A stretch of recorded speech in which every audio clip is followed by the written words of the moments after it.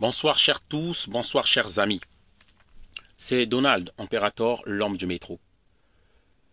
Je fais cette vidéo une fois de plus encore pour éveiller mes frères africains par rapport à la réalité et à ce que nous vivons. Je tiens à glorifier Nzambian Pungotulendo, le Dieu de nos ancêtres, Tukanu Kalunga, comme nous l'avons appelé au royaume Congo. Je tiens à glorifier tous les martyrs, tous nos ancêtres, ceux qui se sont battus pour nous. Je parle ici de Sylvanus Olympio, de Modibo Keïta, de Thomas Sankara, de Mary Patrice Lumumba, de Mfumu Simon Kimbangu, de André Grenard Machua Mama Kimpavita Mamangunga, la reine Nzinga, Malcolm X et beaucoup d'autres. Celui qui ne respectera pas ses ancêtres ne sera pas respecté aussi par ses descendants. Voilà. Nous n'oublierons jamais nos ancêtres. Nous ne les régnerons jamais comme on nous les a fait régner par leur culture. Nous honorerons nos ancêtres. Voilà. Nous les louerons. Voilà. Parce que c'est grâce à eux que nous sommes là. Alors, je fais cette vidéo parce que, une fois de plus, par rapport à ce qui se passe sur le net, c'est de l'indignation. L'indignation par rapport à ce qui se passe toujours entre la guerre qui se passe en Europe ici. Avec ce matraquage médiatique que nous avons tout le temps, BFM TV, CNews, partout, parce que ils ont ce pouvoir-là médiatique, ce matraquage-là qui fait que nous oublions ce qui se passe dans le continent. Beaucoup ne savent pas que la semaine dernière, il y a eu un bus où on a tué nos frères du Niger. Plus d'une vingtaine. Vers la zone de Tillabéri, vers la frontière du Burkina Faso, on a tué des Nigériens. Au cas où les gens ne le savent pas, personne n'en parle. Mais des nègres sont en train de discuter de l'Ukraine et de la Russie qui est en train de gagner. C'est triste, vraiment. En fait, ce que je comprends, à la fin, il y a des Noirs. Lorsque vous enlevez des chaînes même pour les libérer, ils vont remettre les chaînes. Non, laisse-nous comme ça, on est mieux.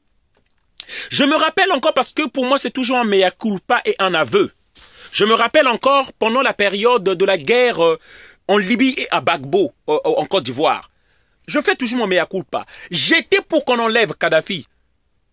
À cause du matraquage médiatique où à l'époque on ne comprenait rien, on se disait que Kadhafi c'est un dictateur, Laurent Gbagbo c'est un dictateur. À cause de ces télés-là qui sont chez nous. Mais aujourd'hui, on a compris. Je pensais que tout le monde, l'Afrique était en train de se réveiller lorsque moi, je me réveillais. Mais force est de comprendre, de savoir et de comprendre que non, le réveil, il y en a encore d'autres qui sont dans l'ombre. C'est triste, vraiment. Pendant qu'on nous matraque, les médias nous matraquent, on n'a jamais regardé ce qui se passe en Palestine. Mais lesquels entre l'OTAN et la Russie, lesquels qui sont en train de détruire ce monde-là? Lesquels? La Libye, l'Irak, la Syrie. Ça, ces gens-là n'ont pas crié au scandale. Mais là, ils commencent à crier au scandale. Mais est-ce que même c'est notre problème, ça? Au Niger, c'est triste de savoir quand tu nos frères, personne n'en parle. La guerre en RDC, les gens ne font pas ça des sujets de salon. Mais l'Ukraine et la Russie, les gens sont intéressés. C'est triste. C'est ça la preuve. C'est ça la preuve du lavage du cerveau que nous avons eu. Donc, chers amis, comme je disais, au Niger, on tue. On a tué, il y a, dans la semaine, plus de 40 personnes qui sont mortes. Avant-hier, il y a 3 jours, plus de 3 policiers, militaires qui étaient en train de surveiller parce qu'on les a dotés des motos. Voilà. La zone de Tillabéri est devenue zone que l'État ne peut plus contrôler. Comme on dit l'autre là, no man's land. On ne peut pas contrôler. Et ça n'intéresse pas les Africains. C'est triste. C'est triste, chers amis, de voir ça et de constater ça. Et on est là à s'occuper que de l'Ukraine et de la Russie.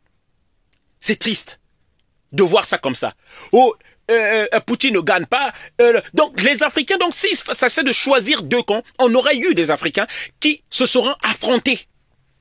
D'autres de la Russie, d'autres de l'Ukraine, et s'entretuer. Jouer les tirailleurs. On n'a rien compris encore comme leçon, jusqu'aujourd'hui. C'est pourquoi, en fait, je fais cette vidéo pour interpeller, pour dire que demain, il y a une manifestation qui va se passer à l'ambassade du Niger à Paris. Devant l'ambassade du Niger à Paris. Voilà. Bazoum est en train de livrer le Niger sous la horde des barbares terroristes. Parce qu'on les a chassés au Mali, hein, avec la coopération de la Russie. Le Mali, on les a chassés. Bazoum, qui est encore la marionnette de la France, parce qu'il faut dire les choses, ne peut pas le faire parce qu'il est sous ordre encore française. C'est pourquoi on tue les Nigériens. Et c'est devenu comme normal.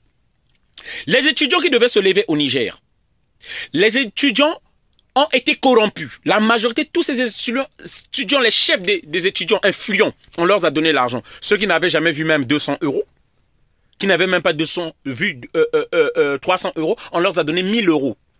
Donc, c'est seuls eux qui pouvaient se lever. Les manifestations sont interdites au Niger. Ils ne peuvent pas manifester. Voilà.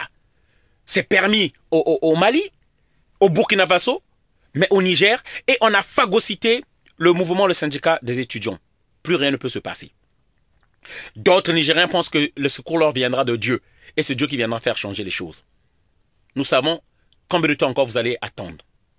Chers amis, cette affaire, ça concerne toute la diaspora noire à travers le monde où nous sommes devant nous battre pour le Niger. C'est pourquoi demain, à la manifestation à partir de 13 h, soyons nombreux. Nous devons secourir ce peuple-là qui est en difficulté. Voilà. Et d'autre part, nous appelons toujours le peuple africain à se réveiller. Il est temps. Il est temps qu'on ne s'occupe plus encore de danser. Il est temps qu'on ne cherche plus à aller écouter la musique, danser comme des fous alors que notre continent va mal. Pendant que le destin du monde est en train de se décider actuellement, nous devons être au cœur des choses. Nous devons faire changer les choses. C'est pourquoi nous avons pris ce chemin-là où nous avons dit nous manquons de puissance économique pour pouvoir agir, pour pouvoir faire des choses. Et c'est ce que nous devons chercher désormais dans des business, en nous réunissant entre nous, en discutant ce que nous pouvons faire ensemble. La force noire, nous pouvons beaucoup. Partagez la vidéo, car j'ai voulu parler du Niger aujourd'hui, c'est un pays en difficulté. Voilà, soyons au chevet de ce pays-là. Merci, partagez la vidéo. C'est vraiment pas le type de vidéo que j'ai l'habitude de faire, mais je suis fatigué et je voulais que quelqu'un m'entende. J'ai l'impression que nous sommes piégés. Année après année, les Noirs sont pris pour la serpillière du monde. Racisme, etc. Attention, cette vidéo n'est pas une vidéo de plainte. J'ai juste l'impression que nous sommes impuissants et sans pouvoir. Que quiconque peut se lever et nous menacer, nous manquer de respect, nous tuer sans conséquences réelles. À chaque fois c'est pareil, une situation surgit, elle nous frustre, nous indigne, nous en parlons sur les réseaux sociaux et dans certains cas, des actions sont menées et dans d'autres, ça s'arrête là. Mais ça n'empêche pas que des situations similaires se reproduisent encore et encore. La dernière situation qui nous a tous frustrés, c'est de voir comment nos frères et nos sœurs ont été traités lorsqu'ils essayaient de fuir la guerre en Ukraine. Ça devient presque normal, ce genre de situation. Après tout, nous sommes des sous-hommes, une sous-race. Nous ne sommes que des noirs, n'est-ce pas? On peut faire passer des animaux avant nous. Après tout, nous ne sommes que des noirs. Certains sont tués gratuitement. Après tout, nous ne sommes que des noirs.